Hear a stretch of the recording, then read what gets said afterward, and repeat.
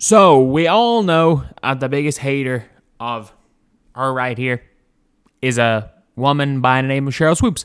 One of the greatest of all time. One of the GOATs. But she despises Caitlin Clark for some reason. And she was called out for it by Elle Duncan from ESPN. But before we get on, if you guys are new to the channel, subscribe. We're trying to hit 25,650 by the end of the day. Right now, we are 41 off. So, Elle Duncan from ESPN. I don't know. I can't really play the clip, unfortunately, because, well, for no other reason than I'm on my laptop and I don't really know how to record my computer audio. But to paraphrase, she basically just says that, like, what she's doing, she doesn't even know, at this stage, she doesn't even know what is going on with Sheryl Swoopes. She doesn't know why she hates Caitlin Clark, whether it's like the fans or something, but like at this stage, it's just getting ridiculous to hate. And that's the truth. Like, we've seen Sheryl Swoopes state again that Caitlin Clark is 25 years old, beating up on 20-year-olds, that she's played 5 years in college, that she's shoots the ball 40 times a game. When in college, she shot the ball 20 times a game. And then last week, so we heard the criticism that, oh, she's not good, all she does is shoot. And then we also heard the criticism of she's not good. Last week, she's not that good, all she does is pass, when she's leading all rookies in points by like four entire points. And then also not saying, but heavily implying that the reason why the Fever are in the playoffs is as much to do with the addition of Katie Lou Samuelson as Caitlin Clark. Katie Lou Samuelson has been terrible. I like Katie Lou Samuelson, and as fun as it is to shout Katie Lou every single time she shoots the ball, it's a miss 99% of the time, especially since she became a starter. She's shooting 20% from three. But the weirdest thing is that, like, there's some sort of weird Caitlin Clark derangement syndrome that people are defending Sheryl Swoopes. Like, it's kind of wild. What she said about Katie Lou is false. No, she didn't say Katie Lou is more important. She very heavily implied it, though. But you're seeing people actually defending. Why are y'all pushing a false narrative? She never said anything about Katie Lou. Yes, she did. She didn't say Katie Lou is more important, but she very much said, at best, the best case scenario you can give. And then this thing, anytime someone gives an opinion, Sheryl Swoopes has lied multiple times about Caitlin Clark. And that's the problem where it comes to Caitlin Clark derangement syndrome. It is complete Caitlin Clark derangement syndrome.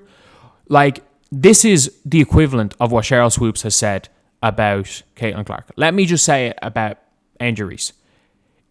And there's a difference between, if Sheryl Swoopes says, Angel Reese is Rookie of the Year because I feel like her impact on the team is greater than Caitlin Clark, I don't agree with it.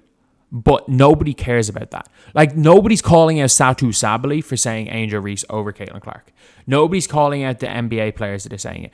Nobody's calling out certain people that are saying it. But when you give dumb reasonings, that's the thing. When you give dumb reasons, when you constantly move the goalposts, that's where the issue is. And when you constantly when it's Sheryl Swoopes who hates Caitlin Clark, like, there's never been a more obvious. And the worst part is this is worse than Skip Bayless. This is like giving Skip Bayless credit for the stuff he says about LeBron. Like, Skip Bayless is tactically saying crap about LeBron to stay relevant. And he's been doing that from the start. And everyone knows he's been doing that from the start. So no one has ever taken a word he says seriously. But people are taking Sheryl Swoopes seriously. And everyone's being like, you have to stop it being like, oh, well, Sheryl Swoopes is this player. She's this, that. She's this, that. It doesn't mean she's not dumb in what she's saying. Doesn't mean what she's saying is not dumb. Yeah, she's one of the GOATs. Doesn't mean what she's saying is not dumb. Just like what some of the crap that Shaquille O'Neal has said, especially about prime Dwight Howard. Just because he was one of the GOATs doesn't mean that what he's saying is not dumb. Just because Michael Jordan's the GOAT doesn't mean he's one of the worst evaluators of talent in the history of basketball. Why is it fine to criticize Michael Jordan's ability to...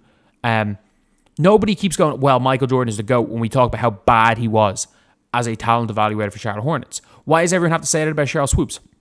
She is literally lying. She has spent the last 6 months lying. It's not even like, oh, she just has an opinion. It's not an opinion. She is making up stuff about Caitlin Clark. She is making up stuff. She's moved every goalpost. She's moved the goalpost so far that it's not even on the pitch anymore. It's not even on the pitch anymore. It's somewhere in row Z in the stand. She's moved it so far. It's somewhere in the stands. Like, And then you're seeing any criticism about Sheryl Swoopes. People are like, oh, well, Sheryl Swoopes is the GOAT. She knows more than you. No, like, she is one of the GOATs. But she is suffering from Caitlin Clark derangement syndrome. She has some sort of a hatred. I don't know what it is towards Caitlin Clark. And this isn't like a Cheryl Reeve where every negative thing she says is about the fans and the fandom and the Caitlin Clark effect. Like, these are personal shots. Everything Sheryl Swoopes has said about Caitlin Clark is not about the Caitlin Clark effect, the fandom. This is about the person. When she interviews Caitlin Clark, everything is like her trying to smile. Oh, you lost that game, didn't you? Oh, how does it feel to lose? That's basically what she said in that interview after the first game. Like, I don't get it. I don't understand why. And it's so obvious. It's very, very obvious that there is some form of hatred there. And to say otherwise, you are ignoring facts. Like, if I came out saying Angel Reese is Rookie of the Year, and everyone being like, oh, she's talking about the point of Angel Reese being Rookie of the Year. No, she's made dumb points. She basically has said the Chicago Sky team, the only reason that they're any good is because of Angel. And being like, oh, well, they weren't expected to be good. No one thought Kennedy Carter was going to be the best freaking scoring guard. Nobody thought of your Arike mold players, your Arike, your Jewel Lloyd, these score first ball handling guards. Nobody thought Kennedy Carter was going to be the best Arike. It was going to be a better Arike than Arike. No one thought that was going to happen. Nobody, like, they also got Cardoso. They are overperforming expectations. But we saw from game 1. We saw from preseason when they beat Liberty by 50 that, okay, maybe the Sky are better than we thought. And we saw early with the Fever, week 1-8, that this team is a bit worse than we thought. Context matters when we're talking about it. You can't just say, oh, well, I think they'd be in the playoffs without Caitlin because, well, they were close enough last year. The context of Aaliyah Boston needing to play her way into shape. This team, without Caitlin Clark, I'm not joking, probably starts off 0-12. Like, I think they were 2-10 with those wins coming against Chicago. A big win against Chicago. If you're asking me how many games the Fever win without Caitlin Clark, they definitely win that dream game, the one where Caitlin Clark was terrible after she was being asked all the non-basketball questions, and she was just not right. They win that game. They probably beat the Dream twice because the Dream were imploding. They don't beat the Sparks either time. They definitely don't beat the Liberty. They don't beat the Mercury. They probably beat the Mercury the time when the Mercury had 6 players. I give them 4 wins. To this point in the season, I give them 4 to 5 wins. Without Caitlin Clark. They have 11. Without Angel Reese for Chicago 10. They definitely don't beat the Liberty at the start of the year. They definitely don't beat the Storm. I still think they beat the Aces with the way Kennedy Carter played. They still beat the crippled Dream both of those times. I give them about 6 or 7. I give them maybe 7. I'd say if you took both those rookies off their teams, the Chicago Sky would have a better record than the Indiana Fever. Not by much, by the way. Not by much. So if you want to go for importance for their team, that importance for the team argument, I think that could sway either way. If that is your argument for Angel Reese over Caitlin Clark, cool, because I think I would argue the opposite way, but I understand where that argument comes from. But when it comes to Sheryl Swoopes, if the Fever go and win 10 games, let's say they win 10, they go 10-4 the rest of the year, and they end up as a 6th seed. Sheryl Swoopes is going to move the goalpost again. Because this isn't about hyping up Angel Reese, by the way. Because she was not an Angel Reese fan. Like, Sheryl Swoopes is not an Angel Reese fan. Sheryl Swoopes is a Caitlin Clark hater. Sheryl Swoopes is one of those people that is hyping up Angel Reese. By the way, if Cardoso was the number 1 rookie not named Caitlin Clark, she'd be hyping up Cardoso. If Rickea Jackson was the number 1 rookie not named Caitlin Clark, she'd be hyping up Rickea Jackson. Like, Elle Duncan's right. And the fact that people are now calling out Elle Duncan for it, when it has been clear for 6 months that Sheryl Swoopes will either move a goalpost or flat out lie. She will flat out make stuff up about Caitlin Clark to try belittle her.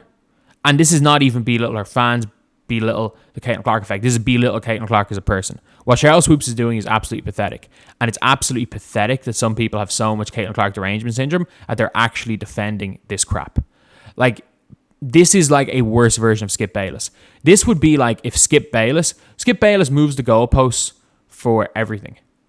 But this would be like if Skip Bayless made up that LeBron James, the only reason he's good is because he's 7 foot tall. And he's, it would be like if Skip Bayless literally made up facts. Instead of moving a goalpost for opinions, literally made up stuff about LeBron. It would be the equivalent of me saying about Angel Reese that the only reason Angel Reese can get boards is because she's 7 foot tall. And in fact, she's averaging 13 rebounds a game. Well, I mean, obviously, you're going to average 13 rebounds a game if 12 of them are offensive rebounds off your own misses. That is the equivalent of what she has said about Caitlin Clark. If I was saying that, I should rightfully be called out. If I was making up facts about a person, I should be called out for that. Whereas Sheryl Swoopes can literally make up facts. She can make stuff up about a player. She can imply that a player shooting below average 3-point percentage, a spot-up shooter who doesn't do anything other than spot-up shoot, shooting 34% from 3 and averaging 5 points a game, is equal importance for why the Fever have been better to this team than Caitlin Clark. It's nonsense. And shout out to Elle Duncan for calling it out, because she's somebody that was getting that got really angry about everyone being like, oh, everyone's against Caitlin Clark. And she's had to come out and call this out to be like, no, can we just, at least we're stopping this whole thing about everyone being angry about Caitlin Clark. It's not all of us. It's just her. It's just Sheryl Swoopes. Like, she's basically coming out and saying, it's like, no, we don't all hate Caitlin Clark. Caitlin Clark's exceptional. It's just Sheryl Swoopes. It's just Sheryl Swoopes. But yeah, that's the video. Thank you guys for watching. Please like, comment, and subscribe.